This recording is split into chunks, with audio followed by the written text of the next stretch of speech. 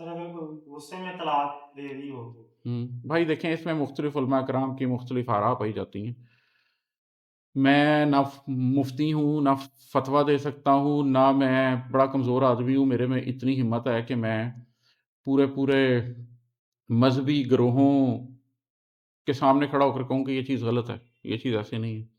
لیکن جو مختلف آراء پائی جاتی ہیں ان میں سے میں اسی رائے کا قائل ہوں کہ شادی ایک کانٹریکٹ ہے، نکاح ایک کانٹریکٹ ہے، یہ ایک قانونی معاملہ ہے۔ جب دنیا کے کسی بھی کانٹریکٹ میں غصے میں نہ کانٹریکٹ ہو سکتا ہے، نہ غصے میں کانٹریکٹ ختم ہو سکتا ہے۔ جب آپ نے کوئی فیصلہ کرنا ہو تو وہ آپ نے اپنے ہوش، اپنی خرد کے ساتھ، اپنے سین مائنڈ میں کرنا ہے۔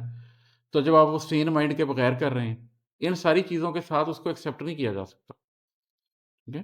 یہ کوئی بچوں کا کھیل نہیں ہے کہ کسی شخص کو غصہ آیا تھا، اس نے کہہ دیا تو یہ ہو گیا۔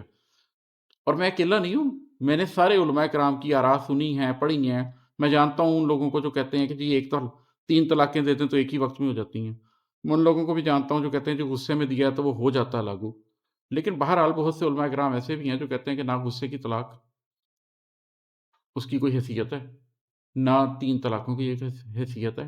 مذاق نہ بنایا جائے اس چیز کو، جو نبی کریم صلی اللہ علیہ وسلم کا بتایا ہوا طریقہ ہے اس طریقے کے مطابق ہی چلیں۔ حضرت عمر رضی اللہ تعالیٰ عنہ نے اپنے دور خلافت میں جب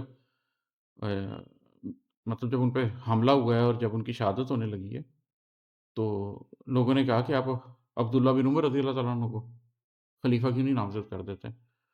تو حضرت عبداللہ بن عمر نے کسی زمانے میں طلاق دی تھی اور انہوں نے طلاق میں اس جو پوری بات میں نے آپ کو بتائی ہے اس کا خیال نہیں رکھا تھا۔ تو حضرت عمر رضی اللہ تعالیٰ عنہ کو اس وقت تو کہہ دیا تھا کہ رجوع کرو اور دوبارہ طریقے سے طلاق دو، لیکن اس بات کا ابھی تک اتنا ملال تھا کہ انہوں نے جب کہا گیا کہ آپ ان کو خلیفہ بنا دیں تو انہوں نے غصے میں کہا کہ میں اس شخص کو تمہارا خلیفہ بنا دوں جس کو یہ بھی نہیں پتا کہ طلاق کیسے دیتے ہیں۔